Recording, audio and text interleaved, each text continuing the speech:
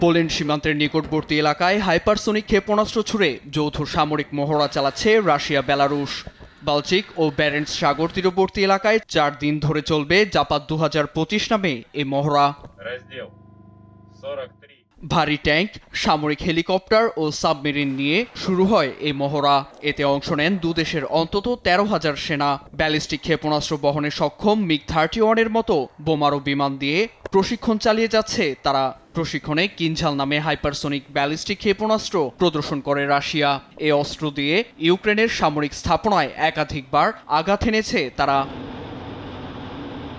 মূলত প্রথম ধাপে রাশিয়া বেলারুশের প্রতিরক্ষা ব্যবস্থা জোরদারে মনোযোগ দেয়া হয়। দ্বিতীয় ধাপের প্রশিক্ষণে আঞ্চলিক অখণ্ডতা রক্ষা করে প্রতিরোধ গড়ে তোলার বিষয়কে প্রাধান্য দেয়া হয়। যে কোনো পরিস্থিতি মোকাবেলায় সেনাদের সর্বোচ্চ প্রস্তুতি নিশ্চিত করতে মহড়াটি গুরুত্বপূর্ণ বলে জানিয়েছে রাশিয়ার প্রতিরক্ষা মন্ত্রণালয়।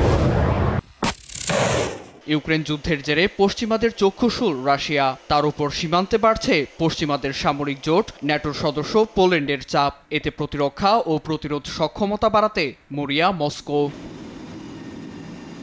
নীরব দাস, নিউজ ডেস্ক, দেশ টিভি।